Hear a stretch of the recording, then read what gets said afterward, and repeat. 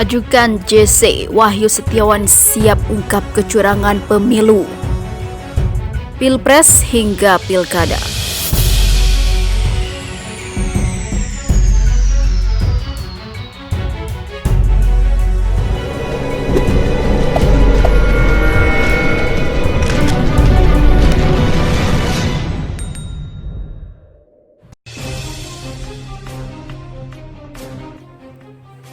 Mantan Komisioner Komisi Pemilihan Umum atau KPU Wahyu Setiawan mengajukan diri sebagai Justice Kolaborator atau JC. Hal tersebut diungkapkan kuasa hukum terdakwa kasus suap pergantian antar waktu tersebut. Sudah diajukan kemarin setelah sidang, ujar tim pengacara Wahyu Setiawan, Saiful Anam saat dikonfirmasi pada Selasa 21 Juli 2020. Saiful mengatakan dengan mengajukan JC, Wahyu Setiawan siap mengungkap pihak-pihak yang terlibat dalam kasus suap PAW. Bahkan lanjut Saiful, Wahyu juga bakal belak-belakan terkait kecurangan pemilu Pilpres dan juga Pilkada. Semuanya Pak, tidak hanya yang terlibat PAW, tapi terkait kecurangan pemilu Pilpres dan juga Pilkada akan diungkap semua, kata Saiful. Diketahui Wahyu didakwa menerima suap sebesar 57,350 dolar Singapura atau setara dengan 600 juta rupiah dari mantan caleg PDI Perjuangan Harun Masiku melalui kader PDI Perjuangan Saiful Bahri. Wahyu juga didakwa bersama orang kepercayaannya yang juga anggota PDIP Agustiani Tio Fridelina. Uang diterima Wahyu selaku anggota KPU periode 2017 hingga 2019 melalui Agustiani Tio Fridelina yang merupakan orang kepercayaan Wahyu. Uang itu diberikan agar Wahyu Setiawan, Komisioner KPU, menyetujui permohonan PAW DPR yang diajukan PDI Perjuangan untuk mengganti Rizky Aprilia dengan Harun Masiku. Sementara itu, Saiful mengatakan kliennya serius mengajukan permohonan JC. Wahyu Setiawan nantinya akan buka-bukaan soal kasus yang menjeratnya ini, termasuk membongkar keterlibatan pihak lain. Tak hanya itu, menurut Saiful, Wahyu juga siap membongkar kecurangan dalam proses pemilihan umum, khususnya Pilpres. Termasuk misal pada saat pemilu, Pilpres, Pilkada, dan sebagainya. Mereka yang terlibat dan sebagainya akan dibuka semua oleh Pak Wahyu Setiawan, katanya. Menurut Saiful, tak hanya Wahyu yang mengajukan diri sebagai JC. Orang kepercayaan Wahyu, ex-anggota Bawaslu Agustiani Tio Fridelina juga ikut mengajukan JC pada saat persidangan, walaupun belum dalam bentuk tertulis. Sementara itu pada siang selanjutnya, yang rencana digelar 3 Agustus 2020 pada sidang mendatang, Saiful akan mempertanyakan permohonan JC yang diajukan Wahyu, apakah diterima atau tidak. Nanti pada tinggal 3 terkait diterima atau tidak ada pada wewenang majelis hakim. Tetapi kami akan meminta penjelasannya, mempertanyakannya bagaimana hasil dari pengajuan kami terkait dengan JC ini, tutup Saiful. PLT juru bicara KPK Ali Fikri mengatakan pihak lembaga anti rasuah mempersilahkan permohonan JC yang diajukan Wahyu Setiawan. Ali menyebut KPK akan mempertimbangkan serta menganalisis pengajuan JC Wahyu Setiawan sesuai dengan fakta-fakta di persidangan.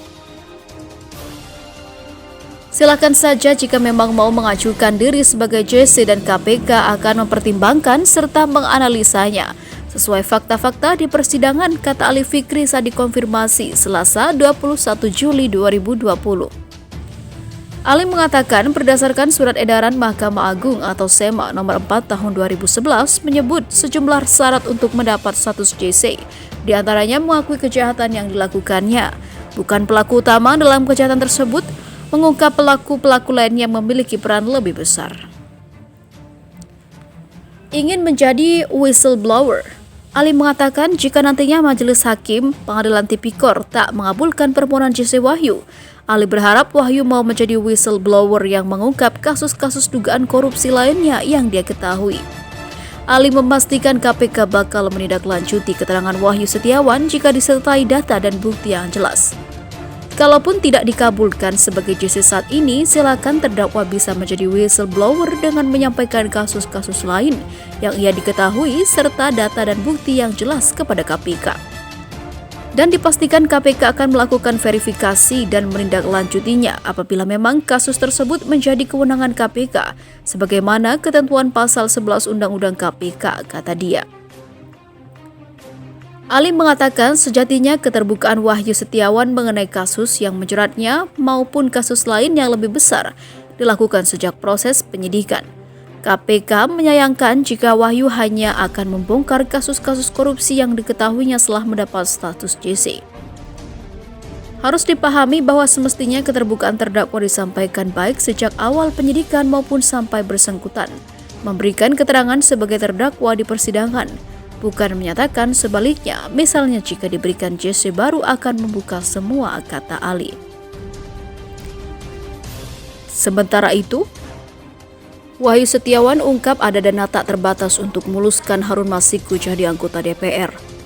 Mantan Komisioner Komisi Pemilihan Umum atau Wahyu Setiawan menyebut ada dana tak terbatas untuk memalsukan berkas caleg PDI Perjuangan Harun Masiku menjadi anggota DPR. Demikian disampaikan Wahyu Setiawan saat menjalani sidang pemeriksaan terdakwa di Pengadilan Negeri Tindak Pidana Korupsi atau Tipikor Jakarta pada Senin 21 Juli 2020. Terkait dana tak terbatas ini terungkap bermula ketika Jaksa Ronald membacakan berita acara pemeriksaan Wahyu. Dalam BAP tersebut diduga ada dana tak terbatas agar Harun Masiku menjadi anggota DPR menggantikan Rizky Aprilia dengan mekanisme pergantian antar waktu atau PAW. Pada saat Saudara Doni di kantor KPU, Saudara Doni menyampaikan bahwa terdapat dana operasional yang tidak terbatas, namun saya tidak ingat waktu tepatnya. Saudara Doni datang ke kantor saya, kata Ronald membacakan BAP Wahyu Setiawan di PN Tipikor Jakarta pada Senin 20 Juli 2020. Selanjutnya, Jaksa Ronald mempertegas pertanyaan ataupun pernyataan Wahyu dalam BAP tersebut. Betul keterangan yang ada di dalam BAP, saudara tadi, ditanya Jaksa Ronald. Mendengar pernyataan tersebut, Wahyu Setiawan lantas membenarkan soal isi BAP tersebut. Benar, jawab Wahyu singkat. Tapi rupanya Jaksa Ronald tak puas dengan jawaban Wahyu Setiawan. Jaksa Ronald kembali menanyakan pengakuan Wahyu dalam BAP miliknya saat proses penyidikan di KPK. Wahyu menjawab lebih detail. Dia menyebut informasi mengenai adanya dana tak terbatas itu dia ketahui dari Doni. Yang menyampaikan ada dana tak terbatas itu Pak Doni, Pak Saiful Putio. Pak Doni itu mendekati saya, tapi konteksnya tidak bersama-sama. Adapun yang menyampaikan ada anggaran tidak terbatas itu Pak Doni, ucap Wahyu Setiawan. Seperti diketahui, KPU menetapkan Rizky Aprilia menggantikan Nazarudin Kemas yang meninggal dunia. Pemilihan Rizky karena suaranya berada di peringkat kedua setelah Nazarudin Kemas. Namun PDIP berusaha menggeser Rizky untuk digantikan oleh Harun Masiku. Namun UP tersebut ditolak oleh KPU. Akhirnya ditempuh jalan dengan menyuap salah satu komisioner KPU, Wahyu Setiawan.